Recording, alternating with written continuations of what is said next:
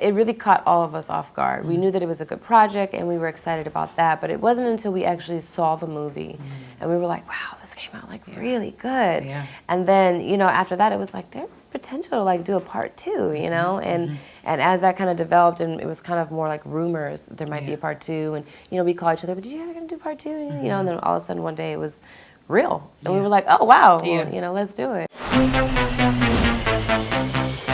I'm in Las Vegas. From the casinos to the clubs, the pools and the strip bars, it's the best place in the world for men and women to get their freak on. Seek the freak! This man is a legend with the ladies. I can only imagine. Oh, baby, you ain't got to imagine. We got this on video. You don't want to see that? Seek the freak is back in town. I don't know that, dude.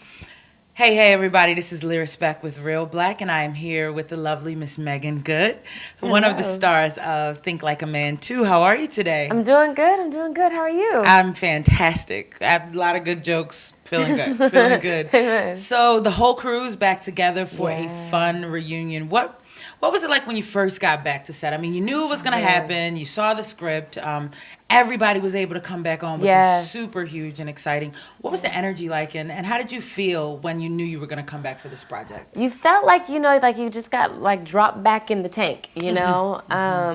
But it was more fun this time around because you know, the girls got to be with the girls, and the first time it was like the guys with the guys, and then the relationships, and like me and Gabby, Taraji, Regina, we all see each other in passing. Yeah. Me and Lala only really work together, and so this time around it was like the girls had a lot of fun together, and we had scenes with the guys all together as well, and so we just had a good time. It's like a big old family atmosphere. Yeah, I loved the ensemble work this time around. I mean, it's super entertaining and fun and really refreshing, especially for the summer. Like, I really feel like fans are going to flock to this film, and I'm actually going to go see it again with my girls, and we're going to have a blast. So speaking of fun, I feel like I'm not going to speak for you, but one of my favorite parts of the film, without giving it away, was the Poison video. The video within the film. I really love the way that it was done, in that I could tell we were heading towards a music video feel. Nice. And then when I saw the credit at the end, was just fantastic. What was one of the best parts, I guess, about shooting a music video? Oh man, we all want to shoot music videos. We're like, you know, you watch the videos and you're like, oh, I want to do that. It's like fun. But for us, it was like, you know, it was amazing to come to work and not have to learn any lines, not to do anything special. You just got to like show up and dance and like have fun and just kind of, you know, act out. So it was good. It was fun. Awesome. One of the things in the film, one of the pervasive themes is making your relationship work. You know, withstanding the different trials you have. So Romani Malco plays opposite you in the film. And the issue that you deal with, one of the issues that you're haunted by is his Zeke the Freak reputation. And other couples within the film deal with, you know, the opportunity to advance their career and choosing between love and that. What is your personal take? I mean, whether you think about the arc that your character went through or personal experience, what is it that helps to make a relationship have longevity, especially in 2014? I mean, I think personally for me, it has to be a God thing. I feel like you have to have God in your relationship. Otherwise, you know, romance comes and goes, and, you know, Michael had said that earlier, that it comes in waves. And, you know, you're going to have seasons. Me and hubby will be 2 years on Monday. Congratulations. Thank you. Yeah, and he's a pastor. Minister, yes. Yes. But it's like, you know, we haven't experienced the wave yet of, you know, we're still very much, we like each other. But, you know, I wouldn't exempt us from having seasons just like anybody else. And I think that, you know, what's really going to be the strong point is knowing that God put us together, knowing that we want the same things out of life, knowing, you know, what our purpose is. We are both very much connected in pursuing that together.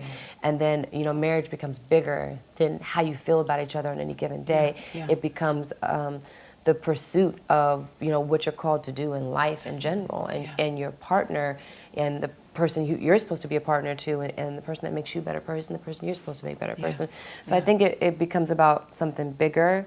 And I think, you know, Michael had said earlier, having a friendship, like having a friendship with that person and enjoying them as a human being, even, you know, throughout whatever season will sustain your relationship. I think you make some excellent points, and it had me thinking about, always thinking about the next generation. I mean, you're very admired by young people and older folk alike. If you had a small tidbit of advice, dating advice for our young people who are hearing all this over-sexualized music on the radio, and I mean, first thing in the morning, it's hyper-violent, it's hypersexual, and it doesn't really reinforce cultivating a relationship. What's like a little piece of advice? I know you talked about being friends first, but like something you could leave with the kids. I would say to our kids, like, you know, don't be followers.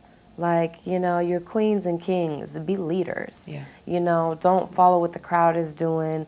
You know, you don't have to be the cool guy. It's okay to be an original. Yeah. It's okay to stand out, and it's okay to not be accepted by everybody because you just don't do what the crowd does. Yeah. That's what I would really like to see in this generation is, you know, kids that are willing to rise up and, you know, kind of go against the fray because they are confident in who they're becoming. Absolutely. And they don't need to have to be down with this or do that. And I would say, you know, especially to our young women, you know, respect yourself, love yourself. You know, if you're giving it away to everybody, you know, you're not going to get the guy that you want. You have to really love you. And, you know, a guy, whenever he comes at whatever point in your life that he's supposed to, you know, he's going to respect you for respecting and loving yourself. And he's going to treat you the way that you want to be treated. And if you treat yourself anything less than that, that's how you're going to be treated as well. Definitely. Definitely. I mean, speaking of, this is my little segue into being independent. We know you've done major motion pictures, you've done television with Deception, and you also have done some independent work. Tell me about, not the pros and cons, but some of your favorite things about working in those different realms, in those different realms. And then talk to us a little bit about your interest in independent films and independent media making. I mean, independent films I always love because there's a different kind of freedom there. And it really is, you know, it's not about the money. It's never big budget. You're never making a lot of money. It's really like, you know, it's a labor of love. You love the project, or you love the character, or you love, like, you know, the world that it lives in, or whatever it may be, or all included. And there's just like a freedom there. Like, you know, you have one person running and grabbing the camera, you got this actor like, hold on, let me get the lampshade, like, you know, and it's just a different kind of environment. There's so much more humility, and I think as an actor, you know, I always have fun on indies because I get to grow and I get to stretch. Absolutely. And your audience gets to see you in a different light. Absolutely. And that's why I've gotten involved on the producing side of independent, is to create vehicles, you know, for myself, for others, or to create the kind of stories that I want our youth to be able to see and watch. You have a production company? Well, right now I'm kind of freelancing, but yes, I do share a production company with my friend Tamara Bass. Nice. It's called Crazy Actress. Okay. With a K. Nice. And then I also freelance. I work with another one of my partners' name is Tatari Turner, and so I just, you know, I kind of do whatever I'm passionate about in my own heart. But I want to do films that make a difference to the way that someone sees the world and gives some type of advice without being preachy. You know? Yeah. I think we definitely need, just speaking on my own behalf, more diversity in what we're seeing today in film across the board. But how would you describe the current state, and what would you like to see more of, even on a major level? I mean, I love right now that there's this kind of, you know, baby boom of a lot of just like great quality of romantic comedies.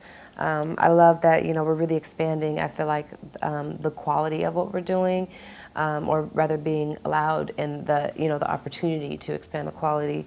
But again, that a lot of that is going to, how much more of that happens is going to be determined on people going and supporting this and, you know, supporting other things that come out that are good, or even if it's not that great. The more that you support it, the more we'll be able to grow and create better things and more.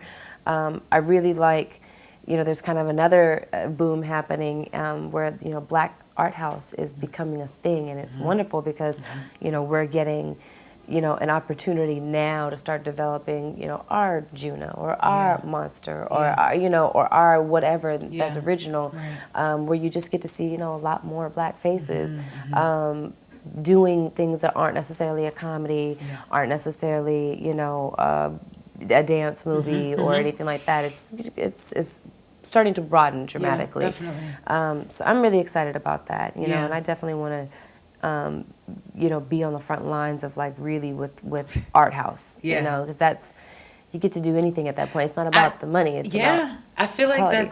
that's where it's at. I mean, you have Dear White People, Lena Waithe, and then you have Mother of George. Did you? No, I haven't seen that yet. Gorgeous. Nice. And then you have cinematographers like Bradford Young. So I feel like we have all the makings of, you know, the possibilities of like really expanding this art form and bringing it more to the forefront.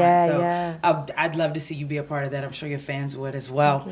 Speaking of what your fans would love to know, what projects you're working on, future ambitions. Yeah.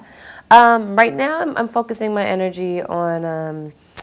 I just directed a music video for Eric Ballinger. Okay. That's coming out next week. We're premiering it on 6. First Lady. Okay. Yeah.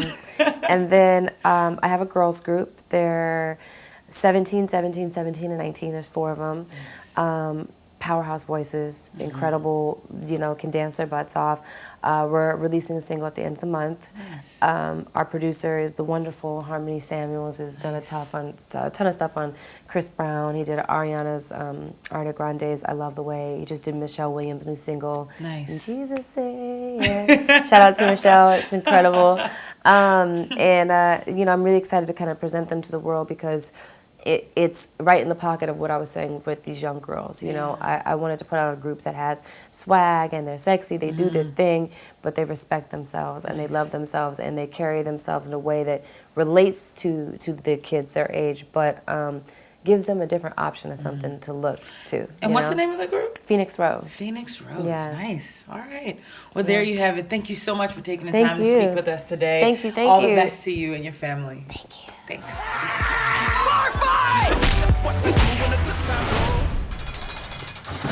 Are we in here right now? Let me do all the talking. No. I'm a season 1 holder of eyes. Have you seen it? No. Exactly, so you don't have the knowledge. Everybody listen up! Think like a man, too. It's too deep! I can't swim! It's like finding Nemo with this dude. Should we help him? Grab me! Nah. What's up? This is your girl Meagan Good, and you're watching Reelblack.